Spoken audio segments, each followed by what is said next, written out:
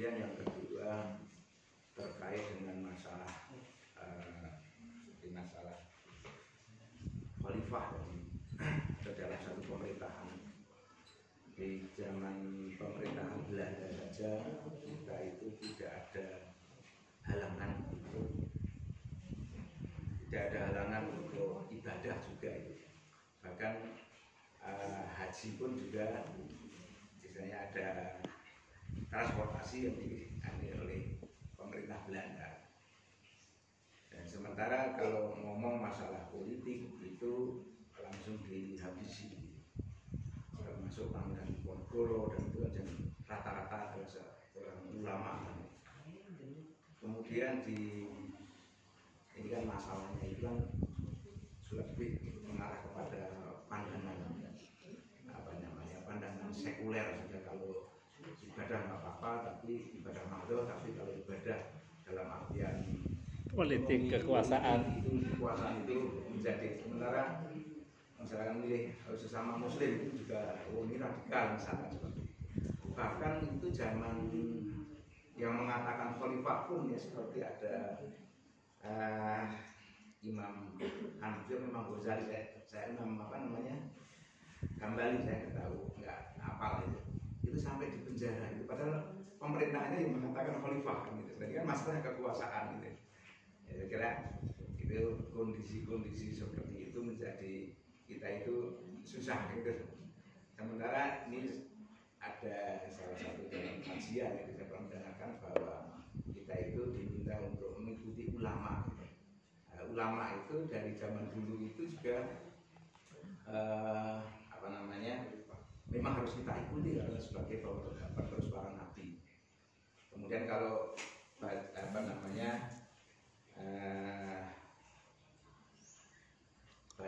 Rumi itu mengatakan kalau sampai ulama berdekat dengan raja itu jangan diikuti ya.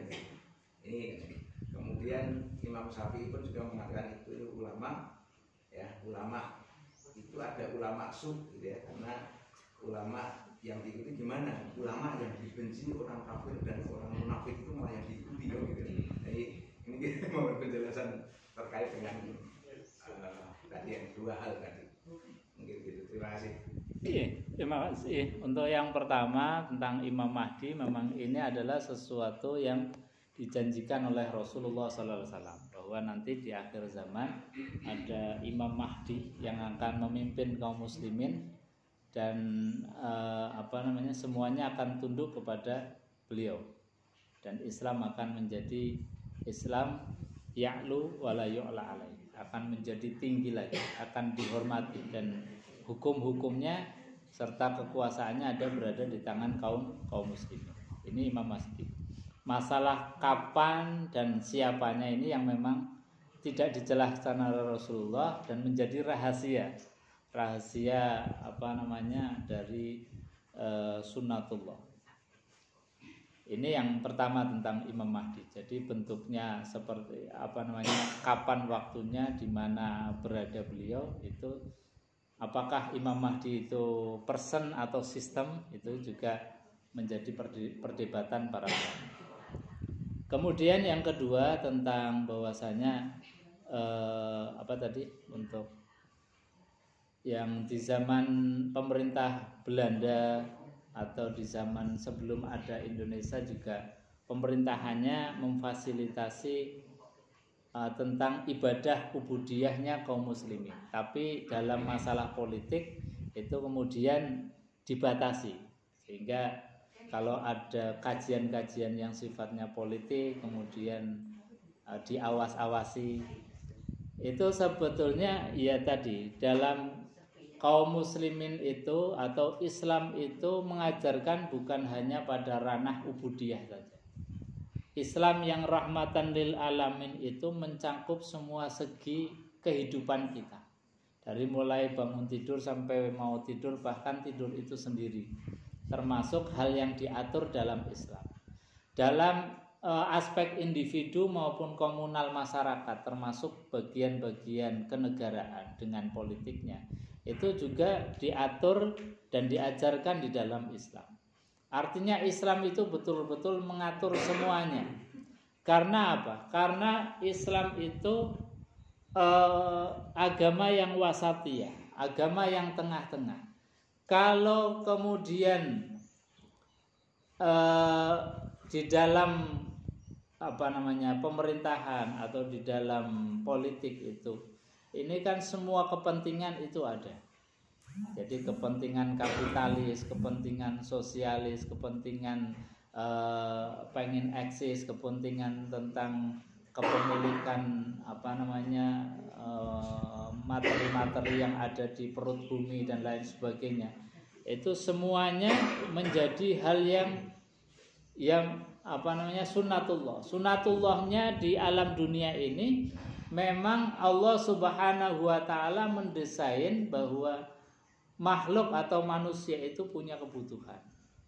Hanya tadi ketika ada kebutuhan yang antara satu dengan yang lainnya, antara negara satu dengan negara lainnya terpengaruh, maka yang terjadi adalah saling rebutan. Seperti kita lihat yang di Rusia itu kan ya rebutan nasi saja, rebutan kepemilikan saja, rebutan kekuasaan saja. Jadi karena rebutan kekuasaan ini kemudian Allah mengatur bahwasanya semuanya itu harus menjadi baik. Dan dalam Islam bumi, air dan seisinya itu memang tidak menjadi kepemilikan publik, tidak menjadi kepemilikan pribadi. Karena apa? Itu adalah menjadi kebutuhan halayak. Ketika air, kemudian udara, bumi menjadi kepemilikan pribadi, itu ya nanti akan jadi masalah yang fundamental. Misalnya air dari hulunya sudah dimiliki oleh pribadi, baik perusahaan ataupun apalah, atau bahkan negara sekalipun yang kemudian dia tidak bisa mengaturnya dengan baik dan menjadi pundi-pundi untuk kepentingan pribadi. Ini juga nggak boleh. Jadi bumi ini harus menjadi tempatnya kita bersama. Air menjadi kebutuhan kita bersama yang harus dikelola untuk siapapun yang membutuhkan. Tidak boleh dikapling-kapling. Makanya di dalam fikih tentang air itu, misalnya kita bikin sumur, kemudian atas nama sumur itu di tanah kita, sertifikatnya atas nama kita. Kemudian ada orang lain itu mau minta, kemudian kita nggak boleh. Itu secara fikih itu salahkan kita. Karena apa? Karena air itu hajat hidup orang banyak. Hajat hidup orang banyak. Jadi meskipun sumurnya ada di tanah kita, ada orang yang mau butuh, ya disilahkan, asal ya sewajarnya. Tidak butuh kemudian dijual, itu kan nggak benar.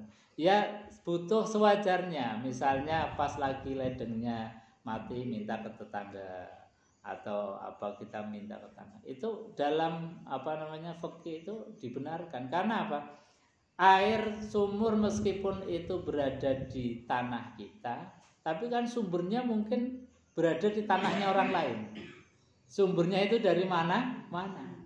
Dan kita pakai sumur yang ada di tanah kita pun itu secara rahasia atau secara samar itu juga ghosab pada orang lain. Karena apa? Sumber air yang ada di sumur kita juga mungkin dari tetangga kita, dari macam-macam kanan kiri kita, yang kemudian ketika itu masuk ke dalam sumur kita namai itu milik kita, padahal hakikatnya itu milik Allah yang memang tadi air itu menjadi kebutuhan publik.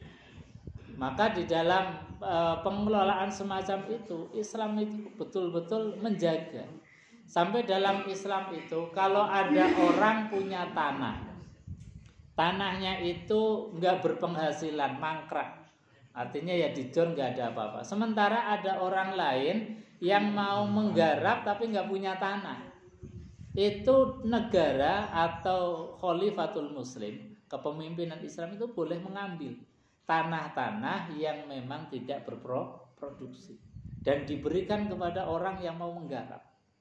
Karena apa? Tanah itu tadi miliknya pabrik. Jadi nggak boleh kemudian orang punya sekian hektar bahkan sampai mangkrak tidak ditanami, tidak tapi kemudian dibiarkan begitu saja. Sementara banyak orang yang pengen nanam nggak punya tanah, sampai dibikin pot, dibikin tanam ada cabai, ada terong dan sebagainya. Karena saking pengennya nanam.